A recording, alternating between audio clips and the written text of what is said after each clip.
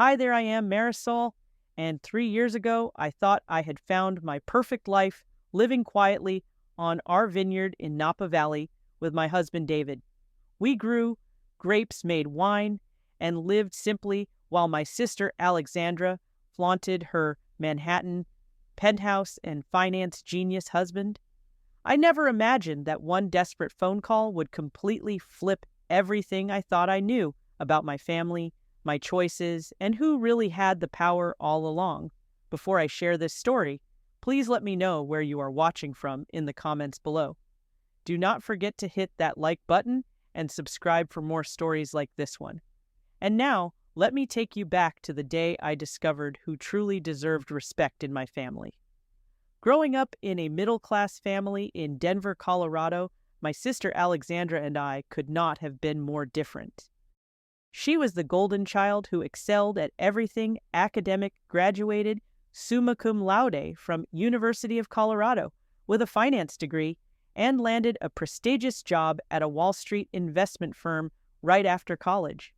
Meanwhile, I was the dreamer who studied art history and spent my summers working at local farmers markets, fascinated by the connection between people and the land that fed them. Our parents, Linda and Robert, owned a small accounting firm and had always emphasized financial success above everything else. They measured achievement in dollars and prestige, which made Alexandra their obvious favorite. Every family dinner became a showcase for her latest promotion, salary increase, or networking triumph, while my interests in sustainable agriculture and local food systems were dismissed as naive hippie nonsense.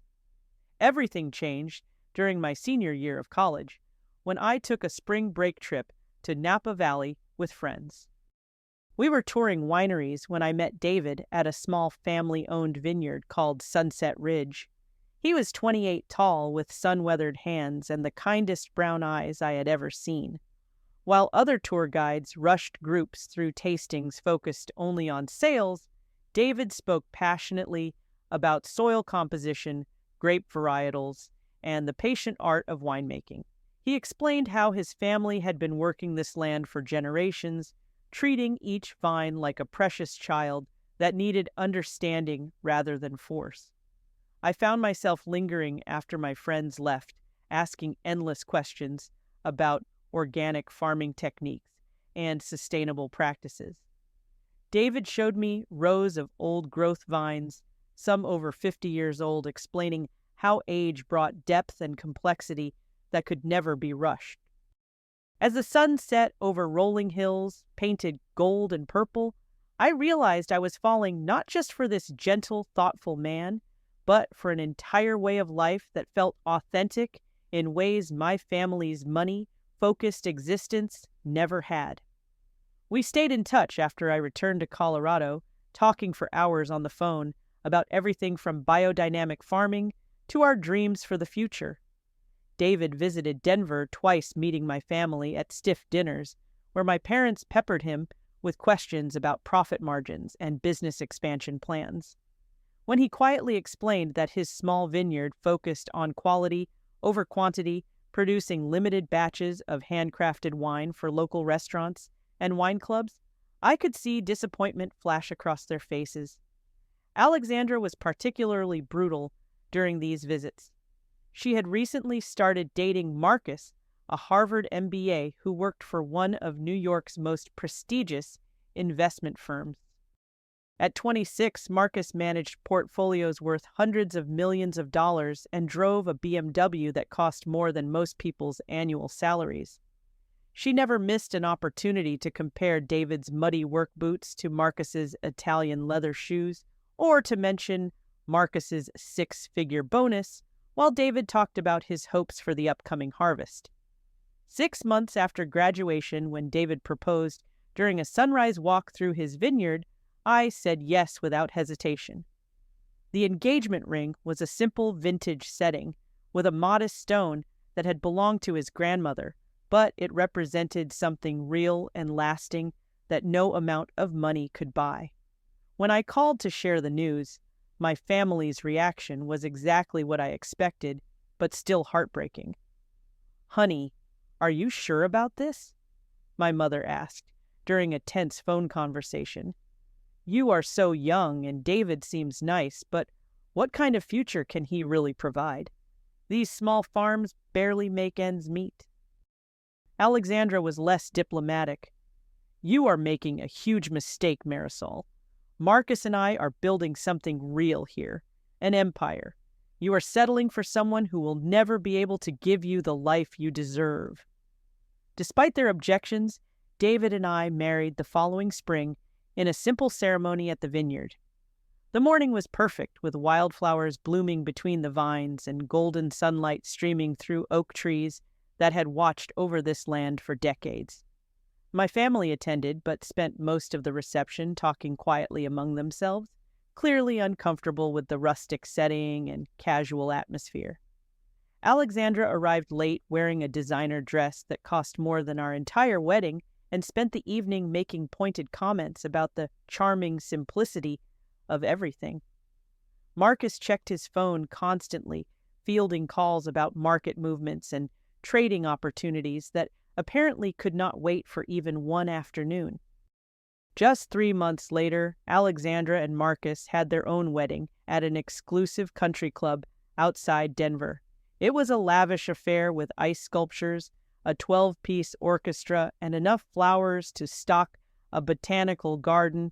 Marcus's parents, old money from Connecticut, flew in their social circle from New York, creating an atmosphere of wealth and sophistication that made our vineyard wedding look like a backyard barbecue by comparison. During the reception, I overheard Alexandra talking to cousins about how she had married up while I had married down. She described Marcus as a financial genius who would triple their wealth within 5 years, while referring to David as the farmer, in a tone usually reserved for discussing unfortunate diseases. After the wedding, Alexandra and Marcus settled into a penthouse apartment on the Upper East Side with floor-to-ceiling windows overlooking Central Park. Their home was featured in a luxury lifestyle magazine showcasing marble countertops, original artwork, and furniture that cost more than most people's cars. Alexandra posted constant social media updates from expensive restaurants, European vacations, and charity galas, where tickets started at $5,000 per person. Meanwhile, David and I found our rhythm on the vineyard. Our days started before dawn, checking on the vines and planning the endless tasks that kept a working farm running smoothly. We lived in a modest farmhouse that David's grandfather had built in 1952 with wide front porches, creaky wooden floors, and a kitchen where sunlight streamed through windows, overlooking rows of grapevines stretching toward distant mountains. Our life was not glamorous by my family's standards, but it was rich in ways I had never experienced. We hosted harvest dinners where neighbors shared food grown on their own land, spent evenings reading on the porch while listening to crickets and rustling leaves, and fell asleep each night, bone-tired but satisfied with work that felt meaningful. Family gatherings became increasingly uncomfortable as Alexandra's success grew more pronounced. She and Marcus bought a vacation home in the Hamptons upgraded to a Tesla and started talking about investment properties in Miami. Every conversation became an opportunity for her to showcase their financial achievements while subtly criticizing our simple lifestyle. "I just worry about your long-term security," she would say, looking around our farmhouse with barely concealed pity. "What happens when you get older and cannot do this physical labor anymore?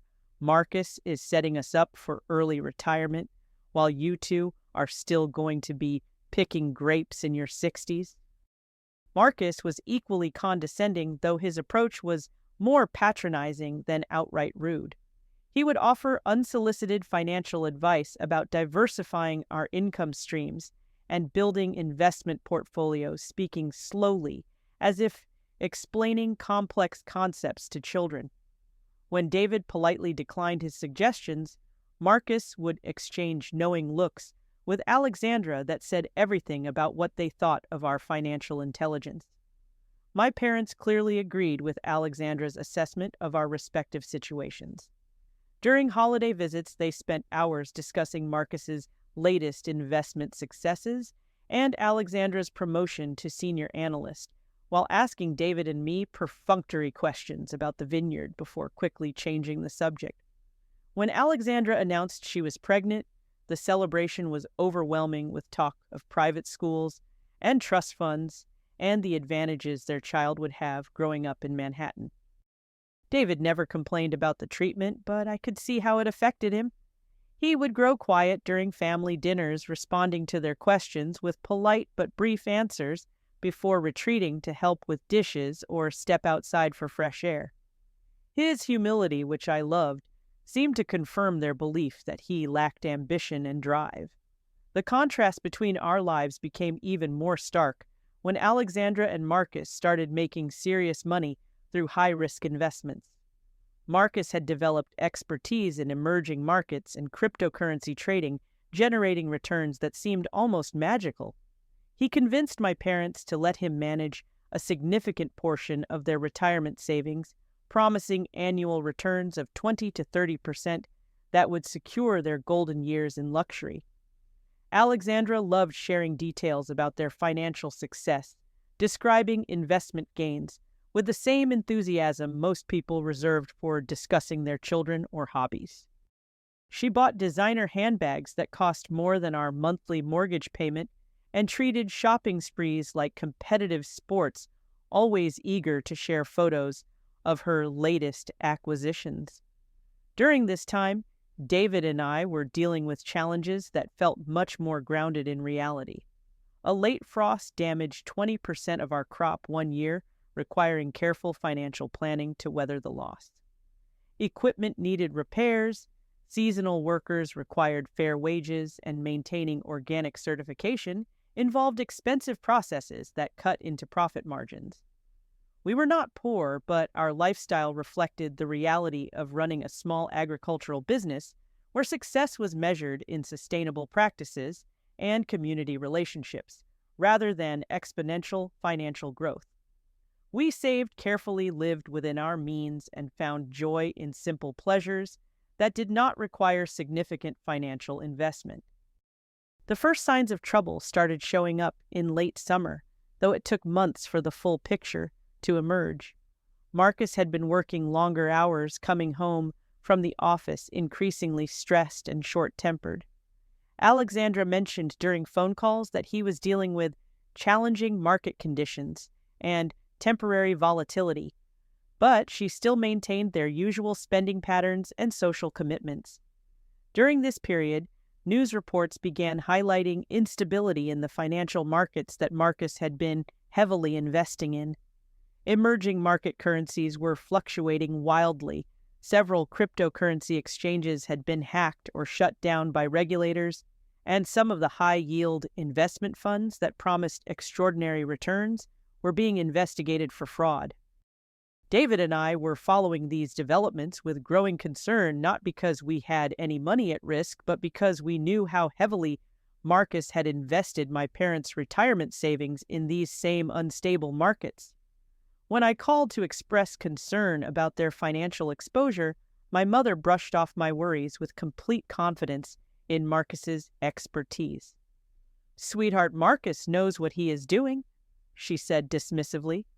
"He went to Harvard Business School and works with billionaires every day. I think he understands financial markets a little better than someone who grows grapes for a living." Alexandra was equally confident when I brought up the same concerns with her.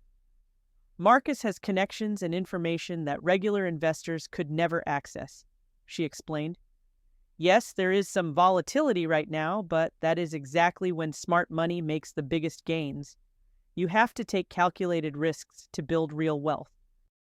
But as autumn progressed, Alexandra's social media posts became less frequent, and their expensive dinner photos were replaced by more subdued content. When she did call, conversations felt strained, and she seemed distracted in ways that were unusual for someone who typically loved discussing every detail of her glamorous life. The first concrete sign that something was seriously wrong came in November when Marcus's investment firm made headlines for all the wrong reasons.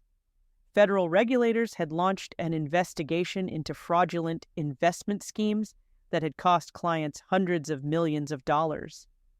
While Marcus was not personally accused of wrongdoing, several of his colleagues were arrested, and the firm was placed under federal oversight, while authorities sorted through the financial wreckage. Marcus lost his job immediately, along with most of his clients' money that had been invested in the fraudulent schemes.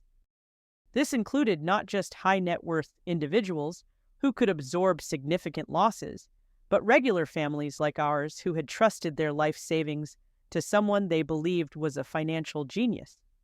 When the full scope of the disaster became clear, it was devastating beyond anything our family had ever experienced. Marcus and Alexandra had not just lost their investment income, they had been living beyond their means for years, using credit and leverage to maintain a lifestyle that their actual salaries could never support. When the investment returns stopped coming, their entire financial house of cards collapsed almost overnight. The penthouse apartment, the vacation home, the luxury cars, even Alexandra's engagement ring had been purchased with borrowed money, secured by investments that were now worthless. Within weeks, they were forced to sell everything valuable they owned, but it was not enough to cover their debts and maintain their basic living expenses. My parents were hit equally hard. The retirement savings they had entrusted to Marcus had evaporated completely, leaving them facing their golden years with nothing but Social Security and the small equity in their Denver home. The accounting firm they had built over 30 years would need to support them indefinitely, assuming they could find clients willing to trust accountants whose own retirement planning had failed so spectacularly. The phone call came on a cold Tuesday morning in December, just as David and I were finishing breakfast and planning our day around winterizing the vineyard equipment. My mother's voice was shaking when she spoke, and I could hear my father crying in the background, something I had never witnessed in my entire life. "Marisol, we need to talk to you about something very serious." She began, her usual composed tone replaced by barely controlled panic. "Our situation has become desperate, and we need our family to come together." She explained that Alexandra and Marcus had moved back into the family home after losing their apartment, but their combined debt was still overwhelming. Marcus was unable to find work in finance due to his association with the scandal, and Alexandra's salary as a mid-level analyst could not begin to cover their obligations. My parents were facing bankruptcy unless they could find a significant source of immediate cash. "We have talked to lawyers and financial advisors, and they all say the same thing," my mother continued. "We need to liquidate assets quickly before the creditors start seizing everything we have worked for. You and David have that beautiful land in Napa, and we know how much it must be worth in today's market." The request hit me like a physical blow. They wanted us to sell 50 acres of vineyard land, roughly half of our operation, to generate the cash needed to pay off Alexandra and Marcus's debts and save my parents from financial ruin. They estimated the land was worth close to $2 million, which would be enough to settle the most pressing obligations and give everyone breathing room to rebuild. "This is not just about money," my father added, having composed himself enough to join the conversation. "This is about family loyalty and doing what is right when people you love are in trouble. Alexandra made some mistakes trusting Marcus, but she is still your sister, and we are still your parents." The emotional manipulation was as devastating as the financial request. They were asking us to sacrifice years of hard work and careful planning to bail out people who had spent years mocking our choices and treating us like second-class family members. More importantly, they were asking us to destroy the agricultural operation that David's family had built over generations, treating our vineyard like a disposable asset rather than a living legacy. I told them I needed time to think and discuss the situation with David, but my mother's response made clear that delay was not really an option. Sweetheart, we need an answer by the end of this week. Alexandra is about to lose her job too if she cannot focus on work instead of constant financial stress. Every day we wait makes everything worse for everyone.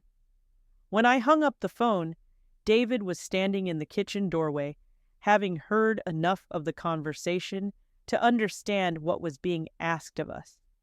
His expression was calm, but I could see the pain in his eyes as he realized that my family viewed our life's work as nothing more than a convenient source of emergency cash. We spent the next 3 days in long conversations about obligation fairness and the true meaning of family loyalty. David never once suggested that we should refuse to help, but he also did not pretend that selling half our vineyard would not fundamentally change everything we had built together.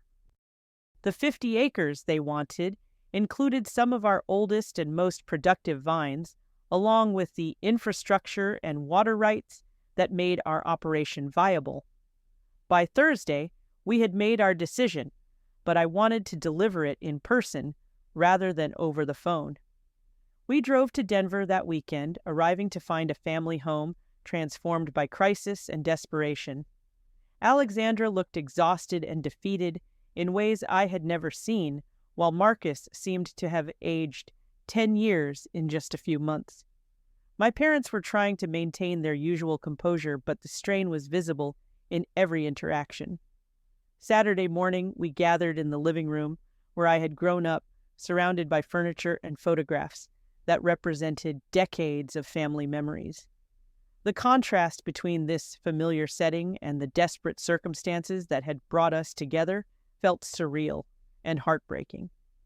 We appreciate you coming to talk about this in person, my father began formally. We know this is a difficult request, but family means making sacrifices when the people you love need help. Alexandra spoke next, her voice barely above a whisper, as she tried to explain how everything had gone wrong so quickly. I thought Marcus knew what he was doing. All his colleagues were making the same investments, getting the same returns. How was I supposed to know it was all fake? For the first time since I had known her, my sister seemed genuinely vulnerable rather than calculating or superior. She was asking for help, not from a position of strength, but from complete desperation, and part of me felt genuine sympathy for how far she had fallen. But as they continued talking, laying out their financial situation and explaining why our land sale was their only viable option, I found myself growing angry rather than sympathetic. These were the same people who had dismissed our choices, mocked our lifestyle, and treated David like an inferior person who lacked intelligence and ambition. Now they expected us to sacrifice everything we had built to save them from the consequences of their own greed and poor judgment. When they finished presenting their case, the room fell silent as everyone waited for our response. I looked at David, who gave me an almost imperceptible nod, and I realized this was the moment that would define our relationship with my family forever. Before I respond, I said carefully, I need to make something clear. David has never asked me to choose between him and my family, but you are forcing that choice right now. My mother started to interrupt, but I held up my hand to stop her.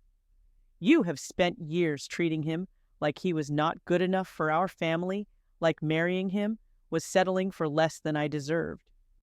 Now you want us to prove our love by destroying what he has spent his entire life building. Alexandra looked confused by my response, as if the irony of the situation had never occurred to her. Marisol, this is not about the past. This is about helping family when they need it most. That was when David finally spoke, his voice quiet but firm, as he addressed my family for the first time with complete honesty about our situation. I think there is something you should understand about the land you are asking us to sell, he said, looking directly at my parents. Marisol and I need to be completely transparent about our financial situation before you make any assumptions about what we can or should do." The room grew even quieter as David continued his calm demeanor, masking what I knew was one of the most difficult conversations of his life. "The vineyard you want us to sell is not exactly what it appears to be," he said slowly. "Marisol and I live there and work that land, but I am not just a small farmer trying to make ends meet. I am actually the primary heir to the Hartwell family estate." I watched my family's faces as they tried to process what David was telling them. The name Hartwell meant nothing to them, but David continued explaining in his patient, methodical way. "My great-grandfather purchased the original land in 1923, and our family has been acquiring adjacent properties for nearly a century. Today, the Hartwell estate includes over 10,000 acres throughout Napa and Sonoma counties, along with controlling interests in several major agricultural and real estate development companies." The silence in the room was absolute as the implications of David's words sank in. Alexandra's face had gone completely white, while Marcus looked like he was going to be physically sick. My parents sat frozen, unable to process the fact that they had been condescending to someone whose net worth exceeded their wildest dreams. "I chose to live simply and work the land because that is what makes me happy," David continued. "But I want you to understand that when you ask us to sell 50 acres to help with your financial problems, you are not asking poor relatives to sacrifice their livelihood. You are asking someone who could write a check for your entire debt without affecting his lifestyle to validate your years of disrespect and poor judgment." The revelation completely transformed the atmosphere in the room, but not in ways that led to healing or reconciliation. Instead of apologizing for their years of condescension, my family seemed even more uncomfortable, as if learning about David's wealth made their behavior worse rather than better. My mother was the first to recover enough to speak. "David, we had no idea about your family background." If we had known, obviously, we would have approached this situation differently. But her response only highlighted the problem rather than solving it. They were not sorry for treating David badly because they had misjudged his character or failed to appreciate his good qualities. They were sorry because they had been rude to someone who turned out to be rich enough to deserve their respect. Alexandra's reaction was even more troubling. After the initial shock wore off, she seemed almost angry that she had not known about David's wealth earlier. "Why did you never tell us? If we had known you were part of the Hartwell family, everything would have been different." That was exactly the point that made David's revelation so devastating. Their respect was not based on David's kindness, intelligence, work ethic, or any of the qualities that actually made him a good man. It was based purely on his financial status, which they had misjudged due to his preference for simple living. Marcus, meanwhile, seemed to be doing calculations in his head, probably wondering if there was still some way to salvage a business relationship or investment opportunity from the wreckage of his career. Even in the middle of his own financial crisis, he was already thinking about how David's resources might be leveraged for his benefit. My father tried a different approach, appealing directly to David's family values and sense of obligation. "Well, this certainly changes things, but it also means you are in a unique position to help our family through this crisis. Surely you understand the importance of taking care of relatives when they are struggling." But David shook his head calmly, his response measured and final. "I understand the importance of treating people with respect and kindness, regardless of their financial situation. For 3 years, your family has made it clear that you consider me inferior because you thought I was just a poor farmer. Now that you know I have money, you want to be treated like family again?" He paused, looking around the room at people who had spent years dismissing and belittling him. "The problem is not that I cannot afford to help you. The problem is that helping you now would reward the exact behavior and attitudes that created this crisis in the first place." I felt a surge of pride and relief as David articulated what I had been struggling to express. This was not really about money or family obligations. It was about respect character and the values that should guide how people treat each other, regardless of their financial circumstances.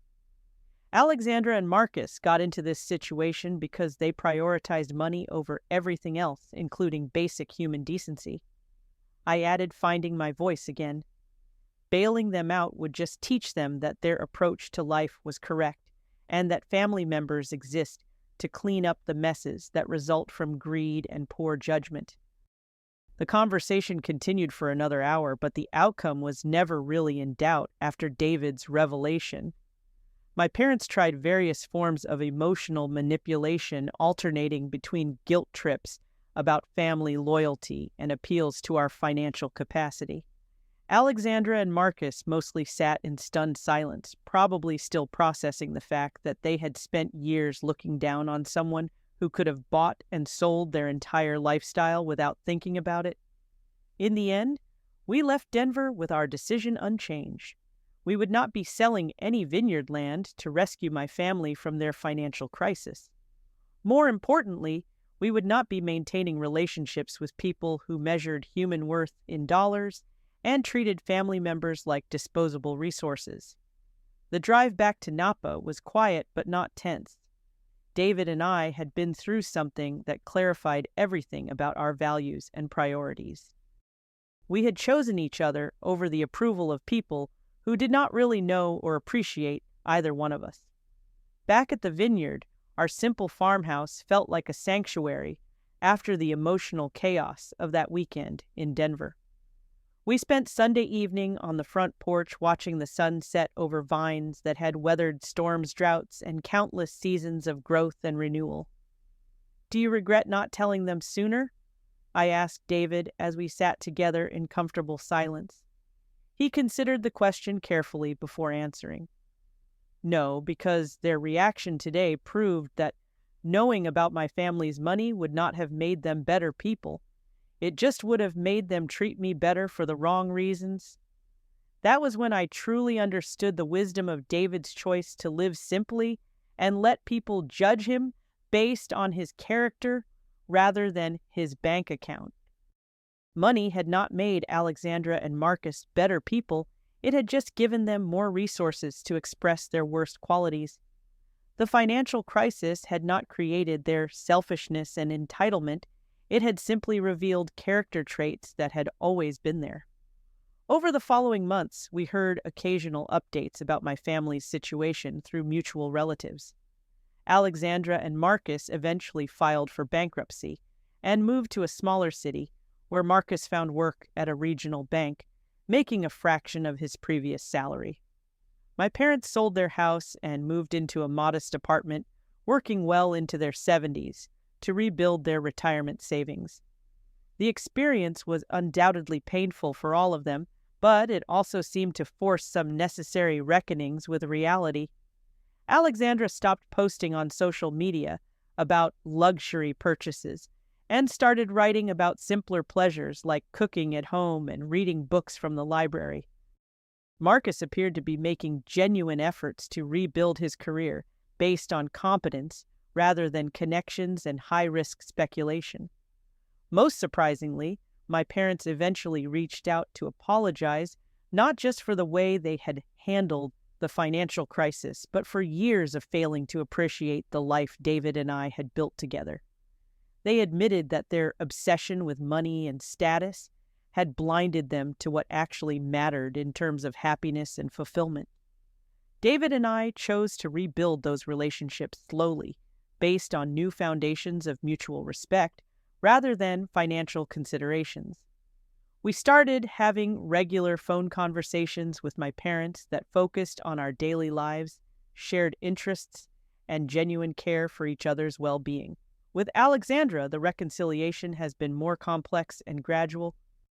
She has acknowledged that her years of condescension were wrong and hurtful, but changing fundamental attitudes and behaviors is a slow process that requires ongoing effort from both sides. The most important thing I learned from this experience is that happiness and security come from knowing your own values and living according to them, regardless of what other people think or expect. David and I found joy in simple work, meaningful relationships, and connection to the land that sustained us. No amount of external approval or financial success could have improved on that foundation. Sometimes the most valuable things in life are hidden beneath the most humble appearances, and the people who truly deserve your respect are the ones who treat you well when they think you have nothing to offer them. That lesson learned through heartbreak and disappointment has become the guiding principle for how we approach all our relationships and decisions. Have you ever experienced a situation where family members treated you differently based on their perception of your success or financial status? I would love to hear your stories in the comments below. Please like this video if it resonated with you, subscribe for more real-life stories about family relationships and finding your way through difficult situations, and share this with someone who might need to hear that true worth is not measured in dollars. Thank you for listening to my story, and I hope it reminds you to value the people who see your true worth, regardless of what you appear to have on the surface.